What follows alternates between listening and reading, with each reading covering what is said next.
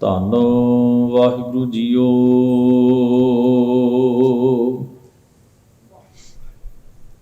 ਗੌੜੀ ਕਬੀਰ ਜੀ ਗਰਭਵਾਸ ਮਹਿ ਕੁਲ ਨਹੀਂ ਜਾਤੀ। ਬ੍ਰਹਮ ਬਿੰਦ ਤੇ ਸਭ ਉਤਪਾਤੀ।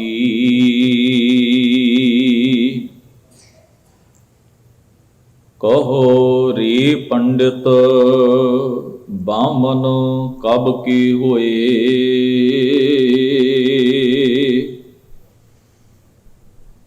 ਬਾਮਨ ਕਹਿ ਜਨਮ ਮਤ ਖੋਏ।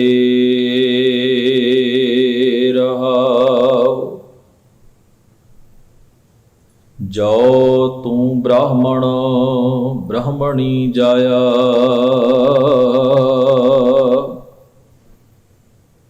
ਤੋ ਆਨ ਬਾਟ ਕਾਹੇ ਨਹੀਂ ਆਇਆ।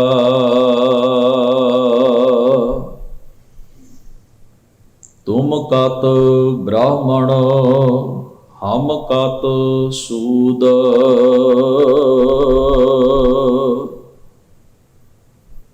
ਹਮ ਕਤ ਲੋਹੂ ਤੁਮ ਕਤ ਦੂਧ।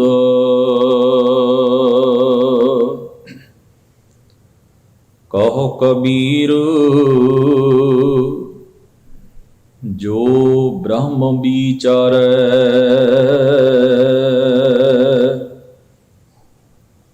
ਸੋ ਬ੍ਰਾਹਮਣ ਕਹੀਅਤ ਹੈ ਹਮਾਰੇ। ਵਾਹਿਗੁਰੂ ਜੀ ਕਾ ਖਾਲਸਾ ਵਾਹਿਗੁਰੂ ਜੀ ਕੀ ਫਤਿਹ। ਪਰਮ ਸਤਿਕਾਰਯੋਗ ਗੁਰੂ ਸਵਾਰੀ ਸਾਧ ਸੰਗਤ ਜੀਓ, ਅਕਾਲ ਪੁਰਖ ਵਾਹਿਗੁਰੂ ਜੀ ਨੇ ਅਪਾਰ ਬਖਸ਼ਿਸ਼ ਕਿਰਪਾ ਕੀਤੀ ਹੈ। ਸਤ ਸੰਗਤ ਰੂਪ ਵਿੱਚ ਸਤਿਗੁਰੂ ਧੰਨ ਗੁਰੂ ਗ੍ਰੰਥ ਸਾਹਿਬ ਮਹਾਰਾਜ ਜੀ ਦੇ ਪਾਵਨ ਹਜ਼ੂਰ ਸੱਜ ਕੇ ਬੜੇ ਅਦਬ ਪ੍ਰੇਮ ਸਤਿਕਾਰ ਸਹਿਤ ਆਪ ਜੀ ਨੇ ਸਤਿਗੁਰੂ ਦੀ ਪਾਵਨ ਬਾਣੀ ਦੇ ਪਾਠ ਅਤੇ ਗੁਰਬਾਣੀ ਦੇ ਕੀਰਤਨ ਦਾ ਗੁਰੂ ਸਵਾਰਿਆਂ ਪਾਸੋਂ ਸਰਵਣ ਕਰਦਿਆਂ ਹੋਇਆਂ ਲਾਹਾ ਪ੍ਰਾਪਤ ਕੀਤਾ ਹੈ।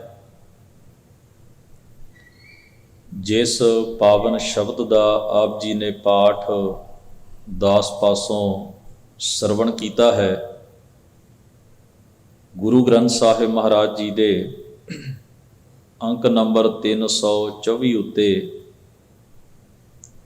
ਗੌੜੀ ਰਾਗ ਦੇ ਵਿੱਚ ਭਗਤ ਕਬੀਰ ਸਾਹਿਬ ਜੀ ਮਹਾਰਾਜ ਦਾ ਉਚਾਰਨ ਕੀਤਾ ਹੋਇਆ ਇਹ ਪਾਵਨ ਸ਼ਬਦ ਸੁਭਾਈਮਾਨ ਹੈ। ਇਸ ਸੰਸਾਰ ਦੇ ਅੰਦਰ ਮੂਲ ਰੂਪ ਵਿੱਚ ਜੋ ਮਨੁੱਖ ਦਾ ਮਨੁੱਖ ਦੇ ਨਾਲ ਭੇਦ ਹੈ, ਜਿਸ ਭੇਦ ਨੂੰ ਲੈ ਕੇ ਪੀੜ੍ਹੀਆਂ ਤੱਕ ਸਦੀਆਂ ਤੱਕ ਮਨੁੱਖ ਦੇ ਅੰਦਰ ਅਕਾਰਨ ਹੀ ਇੱਕ ਨਫ਼ਰਤ, ਇੱਕ ਭੇਦ ਭਾਵ ਟਿਕਿਆ ਹੋਇਆ ਹੈ, ਔਰ ਜੋ ਜਮਾਂਦਰੂ ਹੀ ਮਨੁੱਖ ਨੂੰ ਆਪਣੇ ਸਮਾਜ ਵਿੱਚੋਂ ਪ੍ਰਾਪਤ ਹੋ ਜਾਂਦਾ ਹੈ, ਉਹ ਹੈ ਨਸਲੀ ਭੇਦ ਜਾਂ ਇਉਂ ਕਹਿ ਲਓ ਜਾਤੀ ਭੇਦ। ਭਗਤ ਕਬੀਰ ਸਾਹਿਬ ਜੀ ਮਹਾਰਾਜ ਧਰਤੀ ਦੇ ਜਿਸ ਖਿੱਤੇ ਦੇ ਉੱਤੇ ਪ੍ਰਕਾਸ਼ਮਾਨ ਹੋਏ ਔਰ ਜਿਸ ਨਗਰ ਦੇ ਵਿੱਚ ਉਹਨਾਂ ਨੇ ਪ੍ਰਕਾਸ਼ ਲਿਆ, ਕਾਂਸ਼ੀ ਦੇ ਵਿੱਚ, ਬਨਾਰਸ ਦੇ ਵਿੱਚ, ਇਹ ਉਹ ਜਗ੍ਹਾ ਹੈ ਜਿਹੜੀ ਭਾਰਤ ਦੇ ਵਿੱਚ ਪੁਰਾਣਕ ਵੇਦਾਂ, ਸਿਮਰਤੀਆਂ, ਸ਼ਾਸਤਰਾਂ ਦੀ ਜੋ ਵਿਪਰਵਾਦੀ ਸਮੁੱਚੀ ਪ੍ਰਣਾਲੀ ਹੈ ਉਸ ਨੂੰ ਪ੍ਰਚਾਰਨ ਦਾ, ਸਿਖਾਉਣ ਦਾ, ਲਾਗੂ ਕਰਨ ਦਾ ਗੜ੍ਹ ਮੰਨੀ ਜਾਂਦੀ ਸੀ। ਵਿਪਰੀ ਗ੍ਰੰਥਾਂ ਦੇ ਵਿੱਚ 7 ਪਵਿੱਤਰ ਨਗਰੀਆਂ ਹਨ। ਉਹਨਾਂ 7 ਪਵਿੱਤਰ ਨਗਰੀਆਂ ਦੇ ਵਿੱਚ ਇੱਕ ਕਾਂਸ਼ੀ ਹੈ, ਬਨਾਰਸ ਹੈ। ਇਸ ਨੂੰ ਸ਼ਿਵਪੁਰੀ ਵੀ ਕਿਹਾ ਜਾਂਦਾ ਹੈ। ਗੰਗਾ ਦੇ ਤੱਟ ਦੇ ਉੱਤੇ ਵਸੀ ਹੋਈ ਇਹ ਨਗਰੀ, ਜਿਸ ਬਾਬਤ ਪੁਰਾਣਾਂ ਦੇ ਰਾਹੀਂ ਇਹ ਖਿਆਲ ਪ੍ਰਚਲਿਤ ਹੈ ਕਿ ਕੋਈ ਵੀ ਮਨੁੱਖ ਜਿਹੜਾ ਕਾਂਸ਼ੀ ਵਿੱਚ ਆ ਕੇ ਪ੍ਰਾਣ ਤਿਆਗ ਦਿੰਦਾ ਹੈ, ਉਹ ਸਵਰਗ ਨੂੰ ਗਮਨ ਕਰਦਾ ਹੈ। ਜੇ ਕੋਈ ਪ੍ਰਾਣੀ ਇੱਥੇ ਆ ਕੇ ਪ੍ਰਾਣ ਨਾ ਤਿਆਗ ਸਕੇ ਤਾਂ ਉਸ ਦੇ ਸੰਬੰਧੀ ਔਰ ਉਸ ਦੇ ਪਰਿਵਾਰ ਵਾਲੇ ਜੇ ਉਸ ਦਾ ਦਾਹ ਸੰਸਕਾਰ ਇਸ ਪਵਿੱਤਰ ਧਰਤੀ ਉੱਤੇ ਆ ਕੇ ਕਰ ਦੇਣ, ਉਹ ਤਾਂ ਵੀ ਮੁਕਤ ਹੋ ਜਾਏਗਾ। ਜੇ ਇੰਨਾ ਵੀ ਸੰਭਵ ਨਾ ਹੋਵੇ ਤਾਂ ਉਸ ਮਨੁੱਖ ਦੀਆਂ ਅਸਥੀਆਂ ਜਿਹੜੀਆਂ ਹਨ ਅੰਗੀਠੇ ਦੀਆਂ, ਉਹ ਇੱਥੇ ਲਿਆ ਕੇ ਪ੍ਰਵਾਹਿਤ ਕੀਤੀਆਂ ਜਾਣ ਤਾਂ ਵੀ ਉਸ ਮਨੁੱਖ ਦੀ ਗਤੀ ਹੋ ਸਕਦੀ ਹੈ। ਔਰ ਜੇ ਇਤਨਾ ਵੀ ਨਾ ਹੋ ਸਕੇ ਤਾਂ ਉਸ ਦੇ ਨਾਮ ਦੀ ਇਸ ਜਗ੍ਹਾ ਦੇ ਉੱਤੇ ਪੂਜਾ ਆ ਕੇ ਕਰਵਾਈ ਜਾਏ, ਕਿਰਿਆ ਕਰਵਾਈ ਜਾਏ, ਜੋ ਕਿ ਧਾਰਮਿਕ ਪੁਜਾਰੀ ਕਰੇਗਾ। ਇਹਦੇ ਨਾਲ ਵੀ ਉਸ ਮਨੁੱਖ ਦੀ ਆਤਮਾ ਦਾ ਭਲਾ ਹੋ ਸਕਦਾ ਹੈ। ਇਹ ਤਾਂ ਹੈ ਕੇਵਲ ਉਸ ਨਗਰੀ ਦੀ ਜੋ ਪੁਰਾਣਕ ਕਥਾਵਾਂ ਦੇ ਵਿੱਚ ਮਨੁੱਖ ਦੇ ਮਰਨ ਤੋਂ ਬਾਅਦ ਜੋ ਮੁਕਤੀ ਦਾ ਕਨਸੈਪਟ ਹੈ, ਉਹ ਜੁੜੀ ਹੋਈ ਧਾਰਨਾ। ਮੰਦਰਾਂ ਦਾ ਇਹ ਸ਼ਹਿਰ ਵਿਪਰੀ ਗ੍ਰੰਥਾਂ ਦੀ ਵਿਦਿਆ ਦਾ ਬਹੁਤ ਵੱਡਾ ਸਕੂਲ ਹੈ।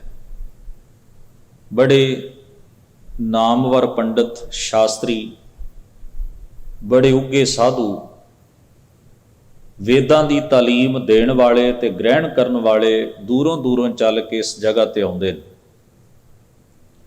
ਇਤਫਾਕ ਦੀ ਗੱਲ ਹੈ ਕਿ ਭਗਤ ਕਬੀਰ ਸਾਹਿਬ ਮਹਾਰਾਜ ਦਾ ਪ੍ਰਕਾਸ਼ ਵੀ ਇਸ ਨਗਰ ਦੇ ਵਿੱਚ ਹੋਇਆ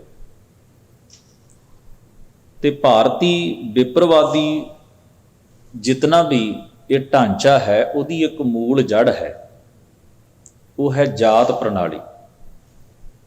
ਜੇ ਜਾਤ ਬਿਰਾਦਰੀ ਨੂੰ ਕੱਢ ਦਿਓ ਤਾਂ ਵਿੱਚ ਕੁਝ ਨਹੀਂ ਬਚਦਾ। ਸਾਰਾ ਕੁਝ ਟਿਕਿਆ ਹੀ ਇਸ ਚੀਜ਼ ਦੇ ਆਸਰੇ ਦੇ ਉੱਤੇ ਹੋਇਆ ਹੈ। ਜਾਨੀ ਮਨੁੱਖ ਨੂੰ ਜਮਾਂਦਰੂ ਤੌਰ ਦੇ ਉੱਤੇ ਹੀ ਕੁਝ ਖਾਨਿਆਂ ਵਿੱਚ ਵੰਡ ਦਿੱਤਾ ਜਾਂਦਾ ਹੈ। ਉਸ ਉੱਤੇ ਇੱਕ ਟੈਗ ਲੱਗ ਜਾਂਦਾ ਹੈ, ਲੇਬਲ ਲੱਗ ਜਾਂਦਾ ਹੈ ਕਿ ਇਸ ਮਨੁੱਖ ਦੀ ਸਮਾਜ ਵਿੱਚ ਪਛਾਣ ਕੀ ਹੋਵੇਗੀ। ਉਹ ਪਛਾਣ, ਉਹ ਭਾਵੇਂ ਕਿੰਨੇ ਵੀ ਚੰਗੇ ਕੰਮ ਕਰਨ ਵਾਲਾ ਹੋਵੇ, ਉਹਦਾ ਕਿਰਦਾਰ ਕਿਹੋ ਜਿਹਾ ਵੀ ਹੋਵੇ, ਉਹਦੇ ਕਿਰਦਾਰ ਕਰਕੇ ਬਦਲ ਨਹੀਂ ਸਕਦੀ, ਕਿਉਂਕਿ ਉਹ ਜਮਾਂਦਰੂ ਹੈ। ਉਦਾਹਰਣ ਵਜੋਂ, ਜੇ ਉਹ ਕਿਸੇ ਐਸੇ ਵਰਣ ਵਿੱਚ ਪੈਦਾ ਹੋ ਗਿਆ ਜਾਂ ਐਸੀ ਬਰਾਦਰੀ ਵਿੱਚ ਪੈਦਾ ਹੋ ਗਿਆ ਜਾਂ ਐਸੀ ਜਾਤ ਵਿੱਚ ਪੈਦਾ ਹੋ ਗਿਆ ਜਿਸ ਨੂੰ ਸ਼ਾਸਤਰਾਂ ਵਿੱਚ ਉੱਚਿਆਂ ਦੱਸਿਆ ਗਿਆ ਹੈ, ਤਾਂ ਉਹਦਾ ਕਰਮ ਕਿੰਨਾ ਵੀ ਨਖੇਧ ਹੋਵੇ, ਉਹ ਸਤਿਕਾਰਯੋਗ ਮੰਨਿਆ ਜਾਏਗਾ, ਕਿਉਂਕਿ ਉੱਚੀ ਕੁੱਲ ਵਿੱਚ ਪੈਦਾ ਹੋਇਆ, ਉੱਚੀ ਬਰਾਦਰੀ ਵਿੱਚ ਉਸਨੇ ਜਨਮ ਲਿਆ। ਉਹ ਇੱਕ ਐਸੇ ਵਰਣ ਜਾਂ ਐਸੀ ਜਾਤ ਵਿੱਚ ਪੈਦਾ ਹੋਇਆ ਜਿਸ ਨੂੰ ਸ਼ਾਸਤਰਾਂ ਨੇ ਸਲਾਹਿਆ। ਤੇ ਭਾਵੇਂ ਕੋਈ ਕਿੰਨਾ ਵੀ ਚੰਗੇ ਨੇਕ ਆਚਰਣ ਵਾਲਾ, ਚੰਗੇ ਅਮਲਾਂ ਵਾਲਾ, ਉੱਚੇ ਕਿਰਦਾਰ ਵਾਲਾ, ਉੱਚੇ ਜੀਵਨ ਵਾਲਾ, ਉੱਚੀ ਸੁਰਤ ਵਾਲਾ ਹੋਵੇ, ਪਰ ਜੇਕਰ ਉਸ ਦੀ ਕੁੱਲ ਨੀਵੀਂ ਹੈ, ਉਸ ਦਾ ਖਾਨਦਾਨ ਨੀਵਾਂ ਹੈ, ਉਸ ਦਾ ਵਰਣ ਨੀਵਾਂ ਹੈ, ਉਸ ਦੀ ਬਰਾਦਰੀ ਜਿਸ ਨੂੰ ਕਿ ਸ਼ਾਸਤਰਾਂ ਨੇ ਨੀਵਾਂ ਮੰਨਿਆ, ਉਹਦੇ ਵਿੱਚੋਂ ਪੈਦਾ ਹੋ ਗਿਆ, ਤਾਂ ਉਹ ਸਲਾਉਣ ਦੇ ਯੋਗ ਨਹੀਂ ਹੋਵੇਗਾ। ਸਿਮਰਤੀਆਂ ਨੇ ਇਸ ਗੱਲ ਨੂੰ ਹੋਰ ਪੱਕਿਆਂ ਕੀਤਾ, ਕਿਉਂਕਿ ਜਿਹੜਾ ਇੱਕ ਥਾਟ ਹੈ, ਉਹਦੀ ਜਦੋਂ ਅੱਗੇ ਤੋਂ ਅੱਗੇ ਵਿਆਖਿਆ ਹੁੰਦੀ ਹੈ ਜਾਂ ਉਹਨੂੰ ਇੰਪਲੀਮੈਂਟ ਕੀਤਾ ਜਾਂਦਾ ਹੈ, ਲਾਗੂ ਕੀਤਾ ਜਾਂਦਾ ਹੈ, ਤਾਂ ਉਹਦੀਆਂ ਜੜ੍ਹਾਂ ਹੋਰ ਡੂੰਘੀਆਂ ਹੁੰਦੀਆਂ ਜਾਂਦੀਆਂ। ਫਿਰ ਉਹਦੀ ਉਸੇ ਹੀ ਥਾਟ ਦੀ ਅੱਗੇ ਅੱਗੇ ਵਿਆਖਿਆ ਹੁੰਦੀ ਜਾਂਦੀ ਹੈ, ਹੋਰ ਖੋਲ ਕੇ। ਤੋ ਮਨੂ ਰਿਸ਼ੀ ਨੇ ਇੱਕ ਸਿਮਰਤੀ ਲਿਖੀ, ਜਿਹਨੂੰ ਮਨੂ ਸਿਮਰਤੀ ਕਹਿੰਦੇ। ਮੈਂ ਇੱਕ ਦੋ ਗੱਲਾਂ ਉਹਦੀਆਂ ਸਾਂਝੀਆਂ ਕਰਾਂਗਾ ਤਾਂ ਕਿ ਸੌਖਿਆਂ ਸਾਨੂੰ ਸਮਝ ਆ ਜਾਏ ਵੀ ਵੱਡੇ ਵੱਡੇ ਰਿਸ਼ੀਆਂ ਨੇ ਵੀ ਕਿਵੇਂ ਜਾਤ ਪ੍ਰਣਾਲੀ ਦੇ ਨਾਮ ਦੇ ਉੱਤੇ ਬਹੁਤ ਵੱਡੀ ਹਾਮੀ ਹੀ ਨਹੀਂ ਭਰੀ, ਬਲਕਿ ਇਹਨੂੰ ਸਖਤੀ ਨਾਲ ਲਾਗੂ ਕਰਨ ਵਾਸਤੇ ਕਿੰਨੇ ਪੇਚੀਦਾ ਢੰਗ ਦੇ ਨਾਲ ਉਹਨਾਂ ਨੇ ਗ੍ਰੰਥ ਵੀ ਲਿਖੇ, ਉਹਨਾਂ ਨੂੰ ਪ੍ਰਚਾਰਿਆ ਵੀ, ਤੇ ਇਸ ਚੀਜ਼ ਨੂੰ ਹੋਰ ਪੱਕਿਆਂ ਕਰ ਦਿੱਤਾ। ਉਹਨੇ ਲਿਖਿਆ ਹੈ, ਕਹਿੰਦਾ ਵੀ ਜਿਹੜਾ ਸ਼ੂਦਰ ਹੈ ਨਾ, ਸ਼ੂਦਰ, ਕਿਉਂਕਿ 4 ਵਰਨ ਨੇ। ਪਹਿਲਾ ਉੱਚਾ ਵਰਨ ਹੈ ਬ੍ਰਾਹਮਣ, ਦੂਜਾ ਹੈ ਖੱਤਰੀ, ਤੀਜਾ ਹੈ ਵੈਸ਼, ਚੌਥਾ ਹੈ ਸ਼ੂਦਰ। ਤੇ ਗੱਲ ਕੇਵਲ 4 ਵਰਨਾਂ ਤੱਕ ਨਹੀਂ ਨਿਬੜੀ। ਬ੍ਰਾਹਮਣ ਵਿੱਚ ਵੀ ਉਸਨੇ ਕਲਟ ਪੈਦਾ ਕੀਤੇ ਵੀ ਜਿਹੜਾ ਬ੍ਰਾਹਮਣ ਵਰਗ ਹੈ, ਵਰਨ ਹੈ ਪਹਿਲਾ ਵਰਨ, ਇਹਦੇ ਵਿੱਚ ਵੀ ਅੱਗੇ ਗੋਤਰ ਹੋਣਗੇ। ਔਰ ਜਦੋਂ ਬ੍ਰਾਹਮਣ ਨੂੰ ਮਿਲੇਗਾ ਤੇ ਉਹਨੂੰ ਪੁੱਛੇਗਾ ਵੀ ਤੂੰ ਕਿਹੜੇ ਗੋਤਰ ਦਾ, ਉਹਦੀ ਇੰਨੇ ਨਾਲ ਸੈਟਿਸਫੈਕਸ਼ਨ ਨਹੀਂ ਹੋਏਗੀ ਵੀ ਇਹ ਬੰਦਾ ਵੀ ਬ੍ਰਾਹਮਣ ਹੈ ਤੇ ਮੈਂ ਵੀ ਬ੍ਰਾਹਮਣ। ਉਹਨੂੰ ਪੁੱਛੇਗਾ ਜੀ ਤੁਹਾਡਾ ਗੋਤਰ ਕਿਹੜਾ ਹੈ। ਫਿਰ ਕਿਉਂਕਿ ਗੋਤਰ ਵਿੱਚ ਵੀ ਊਚ ਨੀਚ ਹੈ, ਕਿਹੜਾ ਗੋਤਰ ਸਭ ਤੋਂ ਉੱਚਾ ਹੈ ਤੇ ਕਿਹੜਾ ਗੋਤਰ ਜਿਹੜਾ ਉਹਦਾ ਦੂਜਾ, ਤੀਜਾ, ਚੌਥਾ, ਪੰਜਵਾਂ, ਛੇਵਾਂ, ਸੱਤਵਾਂ ਅੱਗੇ ਦਰਜਾ ਹੈ। ਖੱਤਰੀ ਹੋਣਾ ਹੀ ਸਭ ਕੁਝ ਨਹੀਂ ਹੈ। ਫਿਰ ਖੱਤਰੀ ਦੇ ਵਿੱਚ ਵੀ ਗੋਤਰ ਮੰਨੇ ਜਾਣਗੇ, ਵੈਸ਼ ਵਿੱਚ ਵੀ ਗੋਤਰ ਮੰਨੇ ਜਾਣਗੇ, ਸ਼ੂਦਰ ਵਿੱਚ ਵੀ ਗੋਤਰ ਮੰਨਿਆ ਜਾਏਗਾ। ਤੋ ਹਰ ਕੋਈ ਆਪਣੇ ਗੋਤਰ ਨੂੰ ਸਲਾਹੇਗਾ ਔਰ ਦੂਜੇ ਗੋਤਰ ਨੂੰ ਨੀਵਾਂ ਆਖੇਗਾ ਔਰ ਆਖੇਗਾ ਕਿ ਇਹਦਾ ਗੋਤ ਜਿਹੜਾ ਹੈ ਸਾਡੇ ਗੋਤ ਨਾਲੋਂ ਕਿਤੇ ਜ਼ਿਆਦਾ ਨੀਵਾਂ ਹੈ। ਤੋ ਉਹ ਜਿਹੜੀ ਕਹਾਣੀ ਹੈ ਬਹੁਤ ਲੰਬੀ ਚੌੜੀ ਅੱਗੇ ਚੱਲਦੀ ਹੈ। ਵੰਡੀ ਜਿਹੜੀ ਹੈ ਮਨੁੱਖ ਦੇ ਦਿਮਾਗ ਵਿੱਚ ਦੂਜੇ ਮਨੁੱਖ ਦੇ ਪ੍ਰਤੀ, ਉਹ ਇੰਨੀ ਡੂੰਘੀ ਹੈ ਕਿ ਉਹ ਜਨਮ ਸਿੱਧ ਹੀ ਆਪਣੇ ਆਪ ਨੂੰ ਉੱਚਾ ਜਾਂ ਨੀਵਾਂ ਡਿਸਾਈਡ ਕਰ ਲੈਂਦੇ, ਜਾਂ ਦੂਜੇ ਉਹਨਾਂ ਨੂੰ ਉਹ ਸਰਟੀਫਿਕੇਟ ਜਾਂ ਲੇਬਲ ਦੇ ਕੇ ਜਾਂ ਟੈਗ ਲਾ ਕੇ ਉਹਨਾਂ ਦੀ ਇੱਕ ਪੋਜੀਸ਼ਨ ਮਿੱਥ ਦਿੰਦੇ ਨੇ ਵੀ ਇਹਨਾਂ ਦੀ ਸਮਾਜ ਵਿੱਚ, ਸੁਸਾਇਟੀ ਵਿੱਚ ਕੀ ਪੋਜੀਸ਼ਨ ਹੋਏ। ਤੇ ਬਾਕੀ ਸਾਰੀਆਂ ਗੱਲਾਂ ਜਿਹੜੀਆਂ ਨੇ ਉਹ ਮਾਈਨਰ ਨੇ। 2 ਬਚਨ ਕਹਿੰਦਾ ਹਾਂ ਵੇਦਾਂ ਦੀ, ਕਿਉਂਕਿ ਵੇਦ ਜਿਹੜੇ ਹਨ ਉਹ ਬ੍ਰਹਮਾ ਜੀ ਦੇ ਮੁਖ ਤੋਂ ਉਚਾਰਨ ਕੀਤੇ ਮੰਨੇ ਗਏ, ਤੇ ਬ੍ਰਾਹਮਣ ਵਰਗ ਵੀ ਜਿਹੜਾ ਬ੍ਰਹਮਾ ਦੇ ਮੁਖ ਤੋਂ ਪੈਦਾ ਹੋਇਆ। ਇੱਕ ਪੁਰਾਣ ਨੇ ਲਿਖਿਆ, ਕਹਿੰਦਾ ਵੀ ਜਿਹੜਾ ਬ੍ਰਾਹਮਣ ਹੈ ਉਹ ਬ੍ਰਹਮਾ ਦੇ ਮੁਖ, ਬ੍ਰਹਮਾ ਕਿਉਂਕਿ ਸ੍ਰਿਸ਼ਟੀਕਰਤਾ ਮੰਨਿਆ ਗਿਆ ਦੇਵਤਾ ਜਿਹੜਾ ਸੰਸਾਰ ਨੂੰ ਪੈਦਾ ਕਰਦਾ। ਇਹ ਮੈਂ ਉਹਨਾਂ ਦੀ ਕਥਾ ਦੱਸ ਰਿਹਾ, ਗੁਰਮਤਿ ਦਾ ਇਹ ਸਿਧਾਂਤ ਨਹੀਂ ਹੈ। ਗੁਰਮਤਿ ਦਾ ਸਿਧਾਂਤ ਕੀ ਹੈ? ਭਗਤ ਕਬੀਰ ਸਾਹਿਬ ਜੀ ਦਾ ਆਪਾਂ ਸ਼ਬਦ ਪੜ੍ਹਿਆ। ਸੋ ਉਹਨਾਂ ਦਾ ਮਤ ਕੀ ਹੈ? ਪੁਰਾਣਕ ਮਤ, ਉਹ ਕਹਿੰਦੇ ਨੇ ਬ੍ਰਹਮਾ ਸੰਸਾਰ ਨੂੰ ਪੈਦਾ ਕਰਦਾ ਹੈ, ਉਸ ਦੇਵਤੇ ਦੇ ਮੁਖ ਤੋਂ ਬ੍ਰਾਹਮਣ ਵਰਗ ਪੈਦਾ ਹੋਇਆ। ਇਸ ਕਰਕੇ ਸਭ ਤੋਂ ਉੱਚਾ ਵਰਨ ਕਿਹੜਾ ਹੋਇਆ? ਬ੍ਰਾਹਮਣ, ਜਿਹੜਾ ਮੂੰਹ ਤੋਂ ਪੈਦਾ ਹੋਇਆ। ਜਿਹੜਾ ਖੱਤਰੀ ਹੈ ਉਹ ਭੁਜਾ ਬਾਂਹ ਨੂੰ ਕਹਿੰਦੇ ਨੇ, ਬਾਹਾਂ ਤੋਂ ਪੈਦਾ ਹੋਇਆ। ਇਸ ਕਰਕੇ ਉਹਦਾ ਧਰਮ ਹੈ ਲੜਨਾ, ਤੇ ਉਹ ਦੂਜਾ ਵਰਨ ਹੋਇਆ ਕਿਉਂਕਿ ਮੂੰਹ ਉੱਚਾ ਹੈ, ਬਾਹਾਂ ਜਿਹੜੀਆਂ ਨੇ ਉਹ ਮੂੰਹ ਤੋਂ ਥੱਲੇ ਆਉਂਦੀਆਂ ਨੇ। ਤੀਜਾ ਵਰਨ ਹੈ ਵੈਸ਼। ਵੈਸ਼ ਬ੍ਰਹਮਾ ਦੇ ਪੱਟਾਂ ਵਿੱਚੋਂ ਪੈਦਾ ਹੋਇਆ, ਉਹਦੀ ਪੋਜੀਸ਼ਨ ਤੀਸਰੀ ਹੋਏਗੀ। ਤੇ ਜਿਹੜਾ ਸ਼ੂਦਰ ਹੈ ਉਹ ਬ੍ਰਹਮਾ ਦੇ ਪੈਰਾਂ ਵਿੱਚੋਂ ਉਸਨੇ ਜਨਮ ਲਿਆ ਹੈ। ਬ੍ਰਹਮਾ ਨੇ ਉਸ ਨੂੰ ਆਪਣੇ ਪੈਰਾਂ ਚੋਂ ਪੈਦਾ ਕੀਤਾ ਹੈ, ਤੇ ਪੈਰ ਹਮੇਸ਼ਾ ਥੱਲੇ ਨੀਵੇਂ ਹੁੰਦੇ ਨੇ, ਉਹਨਾਂ ਦਾ ਦਰਜਾ ਚੌਥਾ ਹੋਏਗਾ। ਤਾਂ ਰੁਤਬਾ ਵਿੱਥ ਦਿੱਤਾ ਗਿਆ। ਜਿਹੜੇ ਵੇਦ ਨੇ, ਵੇਦ ਬ੍ਰਹਮਾ ਦੇ ਮੁਖ ਤੋਂ ਪੈਦਾ ਹੋਏ ਨੇ ਕਿਉਂਕਿ ਉਸਨੇ ਉਚਾਰੇ ਨੇ, ਤੇ ਬ੍ਰਾਹਮਣ ਵੀ ਬ੍ਰਹਮਾ ਦੇ ਮੁਖ ਤੋਂ ਪੈਦਾ ਹੋਏ। ਇਸ ਕਰਕੇ ਵੇਦਾਂ ਨੂੰ ਪੜ੍ਹਨ ਦਾ ਹੱਕ ਜਿਹੜਾ ਹੈ ਉਹ ਬ੍ਰਹਮਾ ਦੇ ਕੋਲ ਰੱਖੋ, ਬ੍ਰਾਹਮਣ ਕੋਲ ਰੱਖੋ, ਕਿਉਂਕਿ ਵੇਦ ਔਰ ਬ੍ਰਾਹਮਣ ਜਿਹੜੇ ਨੇ ਉਹ ਦੋਵੇਂ ਹੀ ਬ੍ਰਹਮਾ ਦੇ ਮੁਖਾਰ ਬਿੰਦ ਤੋਂ ਪੈਦਾ ਹੋਏ। ਇਸ ਕਰਕੇ ਦੋਵੇਂ ਇਕੱਠੇ, ਉਹਨਾਂ ਦਾ ਰੁਤਬਾ ਬੜਾ ਉੱਚਾ ਹੈ। ਤੋ ਵੇਦ ਕੌਣ ਪੜ੍ਹੇਗਾ? ਬ੍ਰਾਹਮਣ ਪੜ੍ਹੇਗਾ। ਸ਼ੂਦਰ ਉਹਨੂੰ ਕਿਵੇਂ ਪੜ੍ਹ ਸਕਦਾ? ਸ਼ੂਦਰ ਤਾਂ ਪੈਰਾਂ ਚੋਂ ਪੈਦਾ ਹੋਇਆ ਹੈ। ਵੇਦ ਜਿਹੜਾ ਉਹ ਬ੍ਰਹਮਾ ਦੇ ਮੁਖ ਚੋਂ ਪੈਦਾ ਹੋਇਆ ਹੈ, ਤੇ ਜਿਹੜਾ ਵਰਨ ਮੁਖ ਚੋਂ ਪੈਦਾ ਹੋਇਆ ਉਹ ਮੁਖ ਚੋਂ ਪੈਦਾ ਹੋਏ, ਪ੍ਰਕਾਸ਼ਮਾਨ ਹੋਏ, ਪ੍ਰਗਟ ਹੋਏ, ਉਚਾਰਨ ਕੀਤੇ ਗਏ ਵੇਦ ਪੜ੍ਹ ਸਕਦਾ ਹੈ। ਪੈਰਾਂ ਚੋਂ ਪੈਦਾ ਹੋਣ ਵਾਲਾ ਮੁਖ ਚੋਂ ਪੈਦਾ ਹੋਏ ਵੇਦਾਂ ਨੂੰ ਕਿਵੇਂ ਪੜ੍ਹ ਸਕਦਾ ਹੈ? ਉਹਦੇ ਲਈ ਸਖਤੀ ਹੈ। ਕੋਈ ਹਮਾਕਤ ਨਾ ਕਰੇ ਵੀ ਆਪਣਾ ਜਨਮ ਨੀਵਾਂ ਹੁੰਦਿਆਂ ਹੋਇਆਂ ਉਹ ਇੰਨੇ ਪਵਿੱਤਰ ਤੇ ਮੁਖਾਰ ਬਿੰਦ ਤੋਂ ਉਚਾਰਨ ਕੀਤੇ ਗਏ ਵੇਦਾਂ ਨੂੰ ਪੜ੍ਹ ਸਕੇ। ਤਾਂ ਮਨੂ ਰਿਸ਼ੀ ਨੇ ਲਿਖਿਆ, ਜੇ ਸ਼ੂਦਰ ਵੇਦ ਮੰਤਰ ਪੜ੍ਹਦਾ ਹੈ ਤਾਂ ਰਾਜੇ ਨੂੰ ਚਾਹੀਦਾ ਹੈ ਵੀ ਉਹਦੀ ਜ਼ਬਾਨ ਕੱਟ ਦੇਵੇ, ਕਿਉਂਕਿ ਉਹਦੀ ਜ਼ਬਾਨ ਇਸ ਯੋਗ ਨਹੀਂ ਹੈ, ਕਿਉਂਕਿ ਉਹ ਨੀਵਾਂ ਜੋ ਹੈ ਇੰਨੇ ਪਵਿੱਤਰ ਵੇਦਾਂ ਨੂੰ ਉਹ ਪੜ੍ਹੇ। ਜੇ ਉਹ ਵੇਦ ਮੰਤਰ ਆਪਣੇ ਕੰਨਾਂ ਨਾਲ ਸੁਣਦਾ ਹੋਵੇ ਤਾਂ ਰਾਜੇ ਨੂੰ ਚਾਹੀਦਾ ਉਹ ਸਿੱਕਾ ਢਾਲ ਕੇ ਉਹਦੇ ਕੰਨਾਂ ਵਿੱਚ ਪਾ ਦੇਵੇ, ਯਾਨੀ ਕਿ ਉਹਦੇ ਕੰਨ ਹਮੇਸ਼ਾ ਲਈ ਨਕਾਰਾ ਕਰ ਦੇਵੇ क्योंकि वो इस योग नहीं है कि इन्ने पवित्र और मुख तो उच्चारण किए हुए वेदां का पाठ वो अपने कन्नां नाल सुने।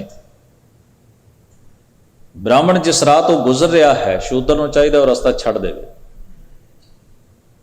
इत्थों तक वो अपने पैरों के निशान भी जांदियां किसी चीज़ नाल मिटाउंदा जाए, क्योंकि उस रस्ते तो हो सकता है ब्राह्मण देव ने भी गुजरना हो। एक नहीं है, वो सारी सिमरती ही अचंभियां नाल भरी हुई है। लिखण वाले ने किन्नी खुल दिली दे नाल एक इंसान नूं मिट्टी विच गड्ढण की कोशिश की है तो एक नूं उचियाउण की कोशिश की। तो सितम जरीफी वेखो, वो आखदे ना जदों जुल्म ही करना होवे तो फिर घट क्यों करना है। दुश्मन बात करे अनहोनी, आखदे ने जेकर शूदर जिहड़ा ना शूदर चोरी करदा है, राजे नूं चाहीदा है वो राज दे कानून मुताबक सख्ती करे। चोरी प्रवान थोड़ी है, चोरी तो गलत गल है, तो गल समझ च आउंदी है। पर शब्द शूदर नाल सवाल पैदा करता है भी शूदर जे चोरी करे तो राजे नूं चाहीदा उहनूं सज़ा देवे, पर जे ब्राह्मण चोरी करे, लिखते ने ब्राह्मण की कोई गलती नहीं, राजे का कसूर है कि उन्हें ब्राह्मण का ध्यान नहीं रखिया, उन्होंने विचारे नूं मजबूरी में चोरी करनी पै रही है।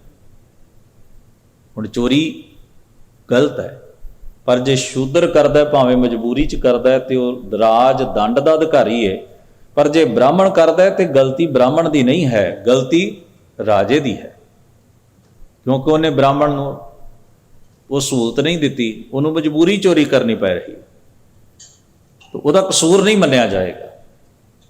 अजब बात है, एक मनुख का मनुख के कर्म नालों इन्ना फर्क हो सकता है। उन्होंने ये सहूलत इस करके मिल रही है क्योंकि वह ब्रह्मा जी के मुख तो पैदा होया। तुसीं अंदाजा ला सकते हो भी पैरों वाले नूं मूँह तो पैदा होने वाले के बराबर बिठाउणा ये कोई खाला जी का वाड़ा नहीं है। भारत की धरती पर भगत कबीर साहब महाराज जो स्वर्ण में पैदा होए मन्ने गए, उन्हों का रुतबा भी जो समाज ने जो विप्रवादी विचारधारा ने मिथ्या वो शूदर है।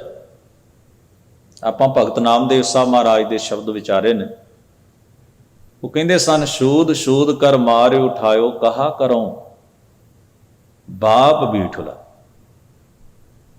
आपां जदों ये पंक्ति पढ़ते हैं ना, जे सानू बैकग्राउंड नहीं पता पंक्ति की जां शब्द का जो पिछोकड़ है, तो मेरा नहीं ख्याल इस पंक्ति दे विचों सानू वो पीड़ वो वेदना जां वो अंदर की जिहड़ी फीलिंग है वो समझ विच आएगी। अज साडे लई भगत नामदेव साहब बड़े महान ने, पूजन योग ने। आपां उन्हां दी बाणी पढ़दे हां, मत्था टेकदे हां, सीस निवाउंदे हां, उन्हां दा नाम आउंदिआं दिल शरधा नाल भर जांदा है।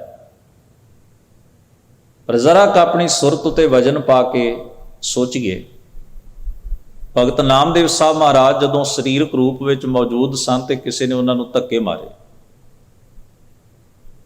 अज कोई नामदेव साहब बारे एक भी गलत बयानी करे तो साडा खून खौलदा है, पर उन्होंने हंडाया, उन्होंने झल्लिया। कबीर साहब जी नूं अज कोई टिचर वाली गल करे, अज सानू कोई आखे कबीर साहब के बारे कोई अपशब्द बोले, मेरा ख्याल है भी साडी रूह कल्पेगी और सानू तकलीफ होएगी, क्योंकि अज असी कबीर साहब जी के फॉलोअर हाँ, मनण वाले हाँ, उन्हां दा आदर ते सत्कार करन वाले हाँ। पर कबीर साहब जदों इस धरती उत्ते मौजूद सन सरीरक रूप विच, अज वो शब्द रूप विच मौजूद हैं। जदों सरीरक रूप विच मौजूद सन ते किसी ने उन्हां दा मजाक उड़ाया, किसी ने उन्हां नूं झल्ला तक किया। अज असी ये खुल नहीं देंगे क्योंकि अज असी संगठित हो गए। अज साडियां ऑर्गेनाइजेशनस पैदा हो गई, असी कानून का सहारा लेने, वोट का राज है, चार बंदे खलो जाण ते कई बार सामने वाले तो अगले माफ़ी मंगा लेंदे ने, नहीं नहीं इदां ना कह। उन्हां समय च कौन किहनूं पुछदा सी? कोई नहीं सी पुछदा। तकड़े दा सत्ती 20 अज भी 100 है, उदों भी 100 ही सी। ये अंकड़ा नहीं बदलिया। तो कबीर साहब नूं जदों किसी ने नीवा कह के ਉਹਦਾ ਮਜ਼ਾਕ ਉਡਾਇਆ। और ये गल किसी होर ने नहीं लिखी, खुद कबीर साहब महाराज ने लिखी, कबीर मेरी जात को सबको हसने यार। भी लोग मेरे ते हसदे ने ते इस करके नहीं हसदे भी मेरे कपड़े पाटे ने, मैं गरीब हाँ, मैं खड्डी चलाउंदा हाँ, ये तो होर भी लोग चलाउंदे ने। जदों मैनू टारगेट करते हैं तो मेरी जात मेरी बरादरी नूं उचेचा सामने रख के मैनू टारगेट करते हैं। जिहड़ा मेरे किरदार का हिस्सा ही नहीं, मैं कोई गलती करा, कोई मैनू मखौल करे, गल समझ विच आउंदी है, मेरे विहार विच कोई इहो जी गल होवे जिहड़ी दूजे नूं चंगी नहीं लगी तो उहनूं टारगेट करके हसे, गल ये भी समझ विच आउंदी है। जिहड़ी चीज़ मैं कमाई ही नहीं अपने जीवन में, जो मेरे करैक्टर का, मेरे जीवन का जां मेरे किरदार का हिस्सा ही नहीं, वो की है कि मैं एक माँ की कुख तो जन्म लिया, मैं एक परिवार विच जम्मिया हाँ, तो मैनू नहीं सी पता, क्योंकि मैं तो वाहिगुरू का उवें का ही अंश हाँ जिवें बाकी दे सारे संसार ने। पर मैनू बाद विच पता लग्या कि जिस परिवार विच मैं पैदा होया तो जुलाए ने, तो जुलायां का रुतबा जिहड़ा है वो समाज विच थोड़ा जिहा अजब ढंग दा है, उन्हां नूं चौथे वरण विच रखिया जांदा है। ये तो मेरी कमाई नहीं सी ना, ये मैं डिसाइड नहीं सी कीता, ये तो मेरे नाल मल्लो जोरी जोड़िया गया एक तखल्लस सी, एक लेबल सी। ते मैनू ये भी बाद विच पता लग्या भी साडा दर्जा लोकां ने की रखिया, असी कौन आ, डिसाइड किने कीता, किसे ने। कौन हन वो लोग जिन्हां ने ये फैसला किया भी कबीर दा रुतबा की होएगा समाज विच, उहदा स्टेटस की होएगा। वो मेरे करैक्टर नूं वेख के नहीं सी बनाया गया, मेरे किरदार नूं वेख के नहीं सी बनाया गया, वो बनया बनाया सी, एक स्ट्रक्चर बनया सी, खाने उहदे विच वंडे होए सन और हर एक नूं एक दर्जे विच, एक खाने विच रख लिया गया सी। तो ये धक्का है, जुल्म है। इस धक्के ते जुल्म का शिकार भी वो होए ते उन्होंने वो सारा कुछ झल्लिया ते बर्दाश्त भी किया।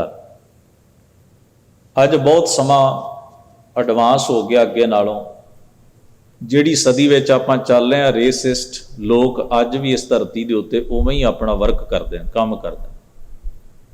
कोई बोली नूं लैके, कोई नस्ल नूं लैके, कोई रंग नूं लैके, कोई इस चीज़ नूं लैके भी ये फलानी धरती के बाशिंदे ने, उत्थों दे जम पड़ ने, इस चीज़ नूं भी लैके अज दुनिया च किन्नियां घटनावां घटदियां ने। मजहब नूं लैके, पहरावे नूं लैके, बोली नूं लैके, कल्चर नूं लैके, अमीरी ते गरीबी नूं लैके। पर उस समय तो इहो जिहे सन जिथे किसी की कोई सुनवाई ही नहीं सी, डिकटेटरशिप सी, गुलाम विकदे सन, खरीदे जाते सन, पशुआं तो बदतर उन्हां दी जिंदगी सी। इत्थे अमेरिका विच भी जिन्हां ने पुरानी हिस्टरी नूं पढ़िया है जां थोड़ा बहुत उहदे बारे सुनिया है, उन्हां नूं पता होएगा कि इत्थे भी नस्ली भेद जिहड़ा सी ओह किवें पीक उत्ते, सिखर उत्ते सी और उन्हां बंदिआं नूं की कुछ झलना पिया।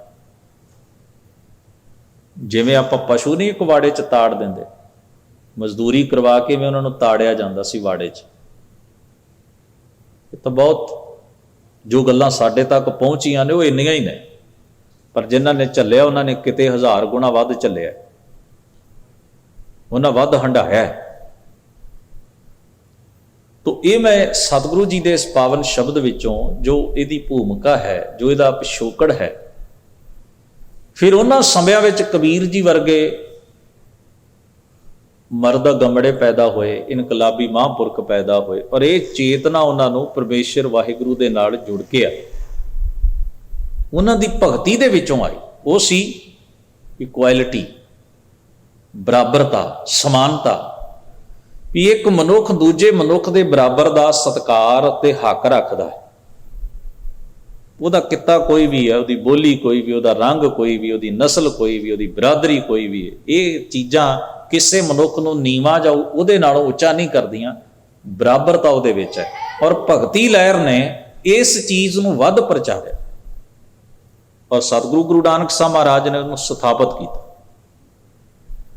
तो उस समय जिहड़ा उस वेले सिखर दे उत्ते बैठा होया एक बंदा है, जिहड़ा अपनी बरादरी और अपने वरण करके सत्कार बटोरदा है और दूजे नूं धक्को जोरी नीवां गर्दानदा है, उस बंदे दे सामने ਉਹਦੇ ਹੰਕਾਰ ਨੂੰ ਫੇਸ ਕਰਦਿਆਂ ਹੋਇਆਂ ਉਹਨੂੰ ਇਹ ਜਵਾਬ ਦੇਣਾ, ਇਹ ਸਾਰਾ ਸ਼ਬਦ ਇਸ ਜਵਾਬ ਨਾਲ ਹੀ ਭਰਿਆ ਹੋਇਆ, ਔਰ ਇਹ ਸੌਖਾ ਨਹੀਂ ਸੀ। ਤੋ ਕੀ ਆਖਿਆ ਉਹਨਾਂ ਨੇ, ਆਪਾਂ ਪੜ੍ਹਦੇ ਹਾਂ, ਰਹਾਓ ਦੇ ਬੰਦ ਵਿੱਚ ਬਖਸ਼ਿਸ਼ ਕਰਦੇ ਨੇ, ਆਖਦੇ ਹਨ, ਕਹੋ ਰੇ ਪੰਡਿਤ। ਕਹੋ ਦਾ ਮਤਲਬ ਆਖ, ਰੇ ਪੰਡਿਤ, ਹੇ ਪੰਡਿਤ ਜੀ। ਪੰਡਿਤ ਦਾ ਮਤਲਬ ਹੈ ਜਿਹੜਾ ਵੇਦਾਂ, ਸਿਮਰਤੀਆਂ, ਸ਼ਾਸਤਰਾਂ ਦੀ ਤਾਲੀਮ ਯਾਫਤਾ, ਉਹਨਾਂ ਦੀ ਵਿੱਦਿਆ ਤੋਂ ਜਾਣੂ ਹੈ। ਪਰ ਕਿਉਂਕਿ ਕੰਟਰੋਲ ਉਹਨਾਂ ਸਮਿਆਂ ਦੇ ਵਿੱਚ ਜਿਹੜਾ ਧਰਮ ਦਾ, ਧਾਰਮਿਕ ਸੰਸਥਾਵਾਂ ਦਾ, ਸਮਾਜ ਦਾ, ਉਹ ਸਾਰੇ ਦਾ ਸਾਰਾ ਜਿਹੜਾ ਸੀ ਉਹ ਇੱਕ ਖਾਸ ਵਰਗ ਦੇ ਕੋਲ ਸੀ, ਔਰ ਜਿਹੜਾ ਉਸ ਚੀਜ਼ ਦੇ ਲਈ ਰੈਗੂਲਰ ਵਰਕ ਕਰਦਾ ਹੈ ਉਹ ਪੰਡਿਤ ਹੈ। ਜਿਹੜਾ ਧਾਰਮਿਕ ਕਾਰਜ ਵੀ ਕਰਦਾ ਹੈ, ਸਮਾਜ ਵਿੱਚ ਉੱਚਾ ਵੀ ਮੰਨਿਆ ਜਾਂਦਾ ਹੈ, ਤੇ ਉਸ ਤਾਲੀਮ ਨੂੰ ਅੱਗੇ ਪ੍ਰਚਾਰ ਦਾ ਵੀ, ਉਹ ਐਜੂਕੇਸ਼ਨ ਅੱਗੇ ਵੰਡ ਵੀ ਰਿਹਾ, ਉਹ ਪੰਡਿਤ ਹੈ। ਤਾਂ ਉਹਨੂੰ ਉਹ ਸੰਬੋਧਨ ਹੋ ਕੇ ਕਹੋ ਰੇ ਪੰਡਿਤ, ਹੇ ਪੰਡਿਤ ਦੱਸ, ਬਾਮਨ ਕਬ ਕੇ ਹੋਏ? ਤੁਸੀਂ ਇਹ ਜਿਹੜਾ ਬ੍ਰਾਹਮਣ, ਤੁਸੀਂ ਬ੍ਰਾਹਮਣ ਹੋ, ਖੁਦ ਨੂੰ ਬ੍ਰਾਹਮਣ ਦੱਸ, ਤੁਸੀਂ ਕਦੋਂ ਕਦੋਂ, ਤੁਸੀਂ ਜਿਹੜੀ ਇਹ ਵਡਿਆਈ ਆਪਣੇ ਲਈ ਰਾਖਵੀਂ ਰੱਖ ਲਈ ਹੈ ਬ੍ਰਾਹਮਣ ਹੋਣ ਦੀ, ਇਹ ਕਦੋਂ ਕਦੀ ਰੱਖੀ ਹੈ? ਇਹਦਾ ਪਿਛੋਕੜ ਕੀ ਹੈ ਭਲਾ? ਇਹ ਵਡਿਆਈ ਤੁਹਾਨੂੰ, ਇਹਦਾ ਮਤਲਬ ਇਹ ਸੀ ਵੀ ਜਦੋਂ ਆਪਾਂ ਕਿਸੇ ਨੂੰ ਕਿ ਵੀ ਤੁਹਾਨੂੰ ਇਹ ਚੀਜ਼ ਕਦੋਂ ਕੁ ਮਿਲੀ ਹੈ, ਮਤਲਬ ਵੀ ਇਹ ਜਿਹੜੀ ਚੀਜ਼ ਹੈ ਤੁਹਾਨੂੰ ਦਿੱਤੀ ਕਿੰਨੇ, ਕਦੋਂ ਦਿੱਤੀ? ਜਿਹੜਾ ਮਾਣ ਤੁਸੀਂ ਖੁਦ ਨੂੰ ਦੇ ਲਿਆ, ਉਹ ਜਿਹੜਾ ਮਾਣ ਤੁਸੀਂ ਖੁਦ ਨੂੰ ਦੇ ਕੇ ਤੇ ਦੂਜਿਆਂ ਨੂੰ ਨੀਵੇਂ ਦੱਸਦੇ ਹੋ, ਇਹ ਮਾਣ ਜਿਹੜਾ ਹੈ ਤੁਹਾਨੂੰ ਕਿਹਨੇ, ਕਦੋਂ, ਕਿਸ ਚੀਜ਼ ਦੇ ਬਦਲੇ 'ਚ ਦਿੱਤਾ ਭਲਾ? ਕੋਈ ਇਸ ਗੱਲ ਦਾ ਜਵਾਬ ਹੈ?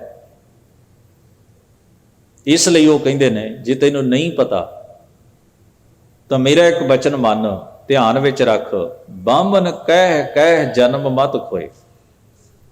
ਆਪਣੇ ਆਪ ਨੂੰ ਬ੍ਰਾਹਮਣ ਕਹਿ ਕੇ ਭਾਵ ਐਵੇਂ ਵਡਿਆ ਕੇ ਵੀ ਮੈਂ ਸਭ ਤੋਂ ਉੱਚਾ, ਮੈਂ ਪਵਿੱਤਰ ਹਾਂ, ਮੈਂ ਬੇਦਾਗ ਹਾਂ, ਮੈਂ ਨਿਹਕਲੰਕ ਹਾਂ, ਮੇਰੀ ਪਿੱਠ ਉੱਤੇ ਧਰਮ ਗ੍ਰੰਥ ਖੜੇ ਨੇ, ਧਾਰਮਿਕ ਸਟਰਕਚਰ ਢਾਂਚਾ ਖੜਾ ਹੈ, ਸਾਰਾ ਕੁਝ ਸਮਾਜ ਦੀ ਜਿਹੜੀ ਠੇਕੇਦਾਰੀ ਹੈ ਉਹ ਖੁਦ ਹੀ ਆਪਣੇ ਕੋਲ ਰੱਖ ਲਈ, ਉਹ ਸਾਰਾ ਕੁਝ ਜਿਹੜਾ ਉਹ ਤੇਰੀ ਪਿੱਠ ਉੱਤੇ ਤੈਨੂੰ ਪ੍ਰੋਟੈਕਟ ਕਰਨ ਲਈ, ਸੁਰੱਖਿਅਤ ਕਰਨ ਲਈ ਖੜਾ ਹੈ, ਤੇ ਆਪਣੇ ਆਪ ਨੂੰ ਬਾਹਮਣ ਕਹੇ, ਇਸ ਹੰਕਾਰ ਦੇ ਵਿੱਚ ਰਹਿ ਕੇ ਨਾ ਆਪਣਾ ਐਵੇਂ ਜਨਮ ਨਾ ਗਵਾ, ਹੰਕਾਰ ਵਿੱਚ ਜੀਵਨ ਬਰਬਾਦ ਨਾ ਕਰ।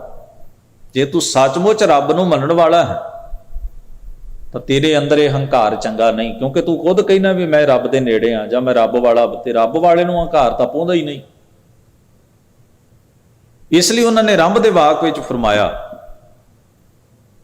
ਆਖਦੇ ਹਨ, ਗਰਭਵਾਸ ਮੈਂ ਕੁਲ ਨਹੀਂ ਜਾਤੀ। ਗਰਭ ਦਾ ਮਤਲਬ ਮਾਂ ਦੇ ਉਦਰ ਵਿੱਚ, ਜਿੱਥੋਂ ਬੱਚਾ ਦੀ ਪੈਦਾਇਸ਼ ਹੁੰਦੀ ਹੈ। ਕਹਿੰਦੇ ਮਾਂ ਦੇ ਗਰਭ ਵਿੱਚ ਜਿਹੜਾ ਅੰਸ਼ ਪਲ ਰਿਹਾ ਹੈ ਉਸ ਨੂੰ ਥੋੜ੍ਹੀ ਪਤਾ ਵੀ ਮੈਂ ਜਿਸ ਮਾਂ ਦੇ ਗਰਭ ਵਿੱਚ ਹਾਂ, ਜਾਂ ਜਿੱਥੋਂ ਜਿਸ ਕੁੱਖ ਤੋਂ ਮੈਂ ਜਨਮ ਲਿਆ ਜਾਂ ਲੈਣਾ ਹੈ, ਮੇਰਾ ਦਰਜਾ ਕੀ ਹੋਏਗਾ, ਮੇਰਾ ਦਰਜਾ ਕੀ ਹੋਏਗਾ। ਉਦੋਂ ਤਾਂ ਕੋਈ ਇਹੋ ਜਿਹੀ ਚੇਤਨਾ ਹੀ ਨਹੀਂ। ਹੁਣ ਸਾਨੂੰ ਕੋਈ 4 ਥਾਵਾਂ ਵਿਖਾ ਦੇ ਵੀ ਆਹ 4 ਥਾਵਾਂ ਨੇ ਜੀ, ਇਹ ਇੱਕ ਥਾਂ ਹੈ ਜਿੱਥੇ ਖਲੋ ਕੇ ਤੁਹਾਨੂੰ ਸਭ ਤੋਂ ਵੱਧ ਮਾਣ ਮਿਲਦਾ ਹੈ, ਦੂਜੀ ਥਾਂ ਤੇ ਥੋੜਾ ਘੱਟ, ਤੀਜੀ ਥਾਂ ਤੇ ਘੱਟ, ਚੌਥੀ ਥਾਂ ਤੇ ਬਿਲਕੁਲ ਨਹੀਂ। ਤੁਸੀਂ ਕਿਹੜੀ ਥਾਂ ਤੇ ਖਲੋਣ ਨੂੰ ਤਰਜੀਹ ਦਿਓਗੇ? ਤੁਸੀਂ ਕਹੋਗੇ ਮੈਂ ਖਲੋਣਾ ਹੀ ਉੱਥੇ ਆ ਜਿੱਥੇ ਸਭ ਤੋਂ ਵੱਧ ਰਿਸਪੈਕਟ ਮਿਲਦੀ ਹੈ। ਤੁਹਾਨੂੰ ਦੱਸਿਆ ਜਾਏ ਤੇ ਤੁਹਾਡੀ ਚੋਇਸ ਹੋਰ ਹੋਏਗੀ, ਪਰ ਮਾਂ ਦੇ ਗਰਭ ਵਿੱਚ ਤਾਂ ਕੋਈ ਚੋਇਸ ਨਹੀਂ। ਜਨਮ ਲੈਣ ਵਾਲੇ ਬੱਚੇ ਨੂੰ ਤਾਂ ਕੋਈ ਨਹੀਂ ਨਾ ਪੁੱਛਿਆ ਗਿਆ, ਜਾਂ ਉਹਨੂੰ ਪੁੱਛ ਕੇ ਉਹਦੀ ਪੋਜੀਸ਼ਨ ਨਿਰਧਾਰਿਤ ਥੋੜਾ ਕੀਤੀ ਗਈ ਹੈ। ਉਹ ਤਾਂ ਇੱਕ ਕੁਦਰਤੀ ਪ੍ਰਕਿਰਿਆ ਹੈ, ਨੈਚੁਰਲ ਪ੍ਰੋਸੈਸ ਹੈ। तो उसनों भगत कबीर जी महाराज कहते गर्भवास में कुल नहीं जाती। माता दे उदर दे विच किसी पल रहे बच्चे नूं कोई पता नहीं हुंदा भी उहदी कुल की निर्धारित होएगी, उहदा वर्ण किहड़ा होएगा, उहदी बरादरी की होएगी, क्योंकि ब्रह्म बिंद ते सब उत्पत्ति। भगत कबीर साहब कहते मेरा ये मनना है भी हर एक जी जिहड़ा वो परमेश्वर दा अंश है, वो वाहिगुरु दे इस कुदरती पसारे विच पैदा होया है, ते वो सारियां दा पिछोकड़ जिहड़ा भावें वो ਪੈਦਾ ਹੋ ਕੇ ਜਾਂ ਸਮਾਜਿਕ ਤਲ ਤੇ ਕੋਈ ਵੀ ਰੁਤਬਾ ਆਪਣਾ ਬਣਾ ਲਵੇ, ਪਰ ਉਹਨਾਂ ਸਾਰਿਆਂ ਦਾ ਮੂਲ ਮੁੱਢ ਜਿਹੜਾ ਉਹ ਕਾਦਰ ਪਰਮੇਸ਼ਰ ਹੈ। ਉਹਨਾਂ ਦੀ ਉਤਪਤੀ ਉੱਥੋਂ ਹੋਈ ਹੈ। ਫਿਰ ਉਹ ਅੱਗੇ ਫਰਮਾਉਂਦੇ ਨੇ, ਬੜਾ ਤਕੜਾ ਉਹਨਾਂ ਨੇ ਨਿਹੋਰਾ ਦਿੱਤਾ ਇਸ ਸ਼ਬਦ ਵਿੱਚ, ਇਹਨਾਂ ਪੰਕਤੀਆਂ ਵਿੱਚ ਫਰਮਾਉਂਦੇ ਹਨ, ਜੋ ਤੂੰ ਬ੍ਰਾਹਮਣ ਬ੍ਰਾਹਮਣੀ ਜਾਇਆ। ਜੇ ਤੂੰ ਆਪਣੇ ਆਪ ਨੂੰ ਬ੍ਰਾਹਮਣ ਕਹਿਣਾ ਹੈ ਤੇ ਇਸ ਕਰਕੇ ਕਹਿਣਾ ਵੀ ਮੈਂ ਬ੍ਰਾਹਮਣ ਵਰਣ ਦੀ ਔਰਤ ਆਪਣੀ ਮਾਂ ਦੀ ਕੁੱਖ ਤੋਂ ਪੈਦਾ ਹੋਇਆ, ਮੇਰੀ ਮਾਂ ਬ੍ਰਾਹਮਣੀ ਸੀ ਇਸ ਕਰਕੇ ਮੈਂ ਬ੍ਰਾਹਮਣ ਹਾਂ। ਤਵਾਨ ਬਾਟ ਕਾਹੇ ਨਹੀਂ ਆਇਆ। ਫਿਰ ਜੋ ਸਾਡਾ ਵੇਹ ਹੈ, ਰਸਤਾ ਹੈ ਜੰਮਣ ਦਾ, ਪੈਦਾ ਹੋਣ ਦਾ, ਜਿਸ ਤਰ੍ਹਾਂ ਅਸੀਂ ਸਾਰੇ ਪੈਦਾ ਹੋਏ। ਆਪਾਂ ਜਿਵੇਂ ਕੋਈ ਬੰਦਾ ਬਹੁਤਾ ਤਾਂ ਚੜੇ ਨਾ, ਸਾਡੇ ਕਲਚਰ 'ਚ ਕਹਿ ਦਿੱਤਾ ਤੂੰ ਕੋਈ ਉੱਤੋਂ ਨਹੀਂ ਡਿੱਗਾ। ਆਪਾਂ ਨੂੰ ਐਵੇਂ ਕਹਿੰਦੇ ਤੂੰ ਕੋਈ ਉੱਤੋਂ ਨਹੀਂ ਡਿੱਗਾ, ਤੂੰ ਵੀ ਸਾਡੇ ਵਾਂਗੂ ਜੰਮਿਆ। ਭਰਾ ਭਰਾ ਨਾਲ ਭੇਦ ਭਾਵ ਕਰੇ ਤੇ ਕਈ ਵਾਰ ਭਰਾ ਹੀ ਆਪਣੇ ਭਰਾ ਨੂੰ ਕਹੇ ਤੂੰ ਉੱਤੋਂ ਨਹੀਂ ਡਿੱਗਾ, ਜੇ ਤੂੰ ਇਸ ਮਾਂ ਦੀ ਕੁੱਖ ਤੋਂ ਜਨਮ ਲਿਆ ਤੇ ਮੈਂ ਵੀ ਇਸੇ ਮਾਂ ਦਾ ਜੰਮਿਆ। ਇਹਦਾ ਮਤਲਬ ਤੇਰਾ ਤੇ ਮੇਰਾ ਰੁਤਬਾ ਜਿਹੜਾ ਉਹ ਬਰਾਬਰ ਹੈ, ਕੋਈ ਬਹੁਤਾ ਵੱਡਾ ਉਹ ਛੋਟਾ ਨਹੀਂ। ਉਮਰ ਦਾ ਤਕਾਜ਼ਾ ਹੋ ਸਕਦਾ ਹੈ ਕਿ ਤੂੰ ਪਹਿਲੋਂ ਪੈਦਾ ਹੋਇਆ, ਤੂੰ ਵੱਡਾ ਹੈ, ਤੇਰਾ ਸਥਾਨ ਵੱਡਾ ਹੈ ਉਮਰ ਕਰਕੇ, ਮੇਰਾ ਸਥਾਨ ਉਮਰ ਕਰਕੇ ਛੋਟਾ ਹੈ, ਪਰ ਹੱਕ ਤੇ ਹਕੂਕ ਕਰਕੇ ਆਪਣਾ ਰੁਤਬਾ ਜਿਹੜਾ ਵੱਡਾ ਛੋਟਾ ਨਹੀਂ। ਉਸ ਉਮਰ ਦਾ ਲਿਹਾਜ਼ ਹੋ ਸਕਦਾ ਹੈ, ਰਿਸ਼ਤੇ ਪੱਖੋਂ ਹੋ ਸਕਦਾ ਹੈ, ਪਰ ਜੇ ਤੂੰ ਆਖੇ ਵੀ ਤੂੰ ਵੱਡਾ ਹੈ ਜਾਂ ਤੂੰ ਛੋਟਾ ਹੈ ਤੇ ਤੇਰਾ ਹੱਕ ਵੱਧ ਬਣਦਾ ਹੈ ਮਾਂ ਦੇ ਉੱਤੇ ਜਾਂ ਬਾਪ ਦੇ ਉੱਤੇ ਜਾਂ ਉਹਨਾਂ ਦੀ ਜਾਇਦਾਦ ਦੇ ਉੱਤੇ, ਇਹ ਨਹੀਂ ਹੋ ਸਕਦਾ। ਤੂੰ ਕੁੱਤੋਂ ਡਿੱਗਾ, ਤੂੰ ਵੀ ਉਵੇਂ ਹੀ ਜੰਮਿਆ ਜਿਵੇਂ ਮੈਂ ਜੰਮਿਆ। ਯਾਨੀ ਕਿ ਸਾਡੀ ਪੈਦਾਇਸ਼ ਜਿਹੜੀ ਹੈ ਉਹਦਾ ਪ੍ਰੋਸੈਸ ਇੱਕ ਹੀ ਹੈ। ਸਾਡੀ ਪੈਦਾਇਸ਼ ਦਾ, ਸਾਡੇ ਜੰਮਣ ਦਾ ਪ੍ਰੋਸੈਸ ਸੇਮ ਹੀ ਹੈ। ਦੁਨੀਆ ਤੇ ਕਿਸੇ ਵੀ ਕੋਨੇ ਤੇ ਕੋਈ ਵੀ ਮਨੁੱਖ ਕਿਸੇ ਮਜ਼ਹਬ, ਕਿਸੇ ਬਰਾਦਰੀ, ਕਿਸੇ ਬੋਲੀ, ਕਿਸੇ ਕਲਚਰ ਵਿੱਚ ਪੈਦਾ ਹੁੰਦਾ। ਇਸ ਲਈ ਭਗਤ ਕਬੀਰ ਜੀ ਮਹਾਰਾਜ ਕਹਿੰਦੇ ਨੇ, ਜੋ ਤੂੰ ਬ੍ਰਾਹਮਣ ਬ੍ਰਾਹਮਣੀ ਜਾਇਆ ਤਵਾਨ ਬਾਟ ਕਾਇ ਨਹੀਂ ਹੈ। ਜੇ ਤੂੰ ਇੰਨਾ ਹੀ ਉੱਚਾ ਹੈ ਤੇ ਤੂੰ ਕਿਸੇ ਹੋਰ ਤਰੀਕੇ ਨਾਲ ਜੰਮਿਆ, ਤੂੰ ਕਿਸੇ ਹੋਰ ਤਰੀਕੇ ਨਾਲ ਪੈਦਾ ਹੋਇਆ। ਵੀ ਸਾਡੇ ਜੇ ਪੈਦਾ ਹੋਣ ਤੇ ਤੈਨੂੰ ਇਤਰਾਜ਼ ਹੈ ਵੀ ਸਾਡੀ ਪੈਦਾਇਸ਼ ਹੀ ਨੀਵੀਂ ਹੈ, ਤੇ ਤੇਰੀ ਪੈਦਾਇਸ਼ ਵੀ ਤਾਂ ਉਸੇ ਤਰ੍ਹਾਂ ਦੀ ਹੈ ਜਿਸ ਤਰ੍ਹਾਂ ਦੀ ਸਾਡੀ ਹੈ। ਤੋ ਫਰਮਾਉਂਦੇ ਹਨ,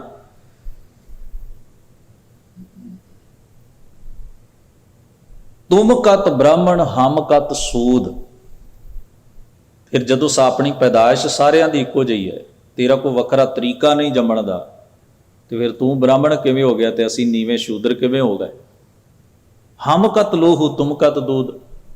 ਜੇ ਸਾਡੀਆਂ ਰਗਾਂ ਵਿੱਚ ਲਹੂ ਹੈ, ਖੂਨ ਹੈ, ਜੋ ਕਿ ਹਰ ਇੱਕ ਦੇ ਹੁੰਦਾ ਹੈ, ਤਾਂ ਫਿਰ ਤੇਰੀਆਂ ਰਗਾਂ ਵਿੱਚ ਕਿਹੜਾ ਦੁੱਧ ਚੱਲਦਾ ਹੈ। ਵੀ ਯਾਨੀ ਕਿ ਤੇਰਾ ਕੋਈ ਸਰੀਰਕ ਢਾਂਚਾ, ਕੋਈ ਸਟਰਕਚਰ, ਕੋਈ ਤੇਰੀ ਕੋਈ ਚੀਜ਼ ਵੱਖਰੀ ਹੋਵੇ ਸਾਡੇ ਨਾਲੋਂ, ਵੀ ਤੇਰਾ ਪੈਦਾਇਸ਼ ਦਾ ਢੰਗ ਵੀ ਸਾਡੇ ਵਰਗਾ ਹੈ। ਸਾਡੀਆਂ ਜੇ ਨਾੜਾਂ 'ਚ ਲਹੂ ਹੈ ਤੇ ਤੇਰੇ ਵੀ ਲਹੂ ਹੈ, ਜੀਂਦਾ ਤੂੰ ਵੀ ਉਵੇਂ ਹੀ ਹੈ, ਬਣਤਰ ਤੇਰੀ ਵੀ ਉਵੇਂ ਦੀ ਹੈ।